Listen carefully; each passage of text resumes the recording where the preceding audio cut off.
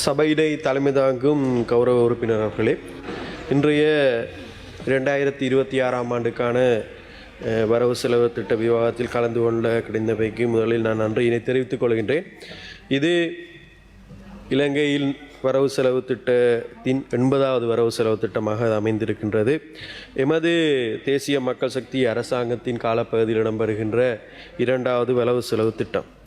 இதற்கு முன்னர் 78 வரவு செலவு திட்டங்கள் இந்த பாராளுமன்றத்திலே சமர்ப்பிக்கப்பட்டு அதனூடாக பல விடயங்கள் இடம்பெற்றிருந்தது. அந்த வரவு செலவு திட்டத்தை தயாரித்தவர்கள் பேராசிரியர்களாகவும் புத்திஜீவிகளாகவும் பொருளாதார வல்லுநராகவும் அதனையும் தாண்டி 7 மூளைகளை கொண்டவர்களாகவும் தான் இருந்திருந்தார்கள். ஆனால் இன்று இந்த வரவு செலவு திட்டத்தினூடாக அவர்களால் சமர்ப்பிக்கப்பட்ட அந்த வரவு செலவு திட்டத்தினூடாக இந்த நாடு ஒரு வங்குரோத்தடைந்த நாடாகத்தான் இறுதியில் எங்களுக்கு கிடைக்கப்பெற்றிருந்தது.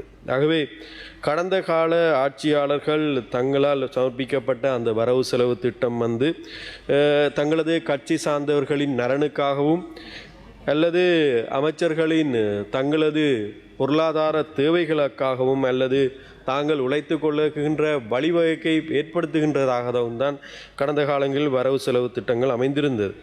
ஆகவே இதனூடாக எமது நாட்டு மக்களுக்கு எந்த ஒரு நன்மையும் அந்த காலகட்டத்திலே கிடைக்கப்பெறவில்லை. அதனூடாக நாங்கள் எடுத்து பார்ப்போமாக இருந்தால் பல மோசடிகள் இடம்பெற்றிருந்தது. அதனை தாண்டி மத்திய வங்கியின் பிணை முறையிலும் கூட பல மோசடிகள் இடம்பெற்றதை நாங்கள் அவதானிக்கக்கூடியதாக இருந்தது. ஆனால் நாட்டு மக்களின் பொருளாதாரம் மிக மோசமான தள்ளப்பட்ட ஒரு நிலைமைக்கும் வங்குரோத்தடைந்த நாடாகவும் தான் எங்களுக்கு கிடைக்கப்பெற்றிருந்தது. அதிலே நாங்கள் பொருளாதார ரீதியாக வரிசை யுகத்தை நோக்கி நகர்ந்திருந்தோம். பொருளாதாரத்திலே நாங்கள் ஆகவும் பின்னடைந்த ஒரு நாடாகவும் இந்த இலங்கை மாற்றப்பட்டிருந்தது. இருந்தபோதும் எமது அரசாங்கம் இந்த நாட்டை பொறுப்பேற்றதன் பின்னர் ஊழல் மோசடிகளை இல்லாமல் செய்திருக்கின்றோம். அதனூடாக எங்களுக்கு இவர்கள் முன்வைக்கப்பட்ட விமர்சனம் எல்போட் அரசாங்கம். ஆகவே நாங்கள் எல்போட்டாக இருந்தாலும் இந்த முதலாவது வரவு செலவு திட்ட நிதி ஒதுக்கீட்டின் போதிலே நாங்கள் 1.2 ட்ரில்லியன் தொகையினை திரைசேரியின் கையிருப்பிலே நாங்கள் கொண்டு வந்து சேர்த்திருக்கின்றோம். ஆகவே அனைத்து செலவுகளையும் கட்டுப்படுத்தி அதனூடாக இந்த நாட்டின் வரி பணத்தை சேமித்து மக்களிடையே கொண்டு சேர்க்கின்ற ஒரு அரசாங்கமாக இன்றைய தேசிய மக்கள் சக்தி அரசாங்கம் அமைந்திருக்கின்றது.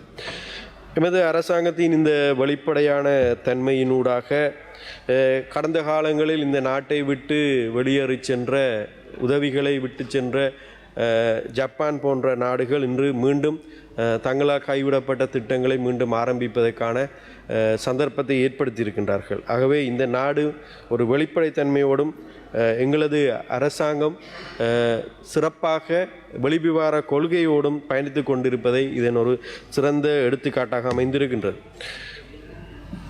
கௌரவ ஜனாதிபதி அவர்களின் அந்த வெளிவிவகார கொள்கை சிறப்பாக அமைந்திருப்பதன் காரணமாக எங்களுக்கான நன்மதிப்பு வெளிநாடுகளின் ஒப்பிடும்போது அந்த நாடுகளோடு ஒப்பும்போது அவர்கள் எங்களோட சிறந்த ஒரு நன்மதிப்பை கொண்டு இருக்கின்றார்கள். அதனூடாகத்தான் இன்று வெளிநாட்டு முதலீடுகள் எங்களுக்கு அதிகமாக கிடைக்கப்பெற்று கொண்டிருக்கின்றது. அதனை போன்று வெளிநாட்டு சுற்றுலா பயணிகள் இந்த நாட்டை நோக்கி பயணித்து கொண்டிருக்கின்றார்கள்.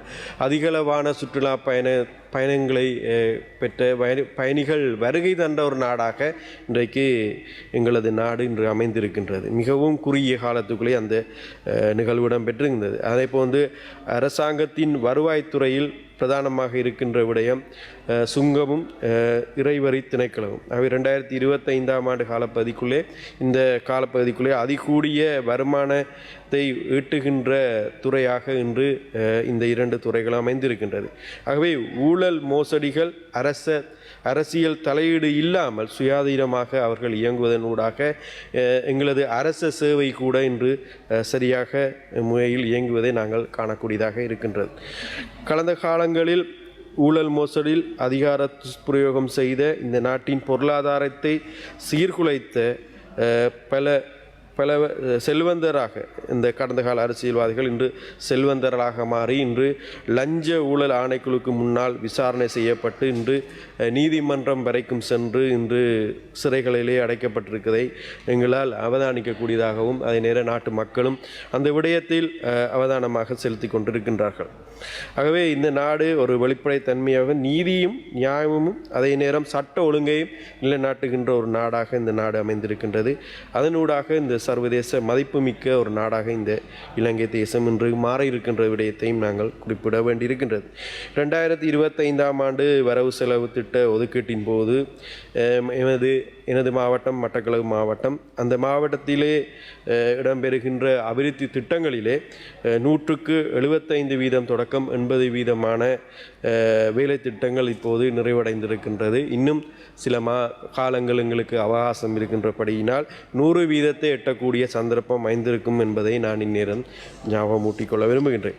ஆகவே இங்கே பல எதிர்க்கட்சி பாராளுமன்ற உறுப்பினர்கள் இன்னும் அரசாங்கம் 50% கூட எட்டவில்லை என்று கூறிக்கொண்டிருந்தாலும் ஆனால் எங்களது செயற்திட்டங்கள் நாங்கள் நிறைவு செய்திருக்கின்றோம். அதே போன்று இந்த 2026ஆம் ஆண்டு வரவு செலவு திட்ட நிதி ஒதுக்கீட்டிலும் கூட எங்களது மிகவும் தேவையாக மட்டக்களப்பு மாவட்டத்தில் மிகவும் அவசியமான நீர்ப்பாசன திட்டமான கித்தூல் உருகத்தை இணைக்கின்ற முந்தினையாறு திட்டத்துக்கு கூட எங்களது முதல்கட்ட ஆய்வு பணியினை மேற்கொள்வதற்காக ஜனாதிபதி அவர்கள் 50 மில்லியன் ரூபாயினை ஒதுக்கியிருப்பதை நாங்கள் விசேடமாக தெரிவித்துக் கொள்ள வேண்டியிருக்கின்றது. அதனை போன்று பொண்டுகள் செயினை கிரான் பாலத்துக்காகவும் கூட அந்த ஆய்வு பணியை மேற்கொள்வதற்காக 500 மில்லியன் ரூபாயினையும் ஒதுக்கீடு செய்யப்பட்ட விடயத்தை நாங்கள் இந்நேரம் ஞாபகமூட்ட விரும்புகின்றேன்.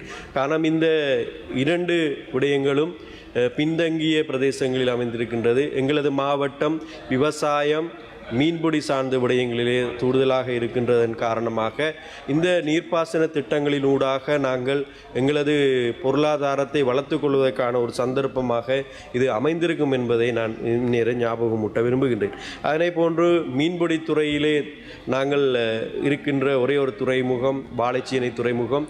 அங்கே பல மீன்பிடியாளர்கள் தங்களது படகுகளை நிறுத்துவதற்காகவும் தங்களது மீன்பிடி தொழிலை மேற்கொள்வதற்காகவும் இடப்பற்றாக்குறை இருப்பதை அவர்கள் தெரிவித்திருந்தார்கள். அதனூடாக இன்று இந்த வரவு செலவு திட்ட நிதி ஒதுக்கீட்டினூடாக 350 மில்லியன் ரூபாய்களை நாங்கள் இந்த மீன்பிடி துறைமுகத்தின் மேம்பாட்டுக்காக ஒதுக்கியிருப்பதை நான் ஞாபகமூட்ட விரும்புகின்றேன். அதனை போன்று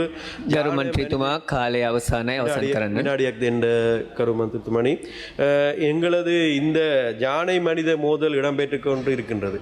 ஆகவே இந்த விடயத்துக்காக கூட அண்மையில் கிரான் பிரதேசம் அதனை போன்று நேற்றைய தினம் கூட எங்களது பிரதேச மக்கள் கிரான் ஈரலக்குள பிரதேச மக்கள் ஆர்ப்பாட்டத்தில் ஈடுபட்டிருந்தார்கள். இந்த யானை மதிலை மோதலை தடுப்பதற்காக அவதானத்தை செலுத்துமாறு அதற்கு கூட 10 மில்லியன் ரூபாய்களை நாங்கள் ஒதுக்கீடு செய்திருக்கோம் என்ற விடயத்தை நான் தெரிவித்துக் கொள்ள விரும்புகின்றேன். அதே போன்று இந்த மாதம் கார்த்திகை மாதம் இந்த கார்த்திகை மாதத்திலே யுத்தத்தால் இழந்த தரப்பினர்களை ஞாபகமூட்டுகின்ற ஒரு நாளாக இந்த நாள் அமைந்திருக்கின்றது, இந்த மாதம் அமைந்திருக்கின்றது. இதிலே தாண்டியடி துயிலும் இல்லத்தினை விடுவிப்பதற்காக அரசாங்கத்திடம் நாங்கள் கோரிக்கை முன்வைத்திருக்கோம். வெகு விரைவில் இந்த தாண்டியடி துயிலும் இல்லத்தில் நன்றி. எனக்கு இந்த சந்தர்ப்பத்தை வழங்கியதுக்கு நன்றி சார்.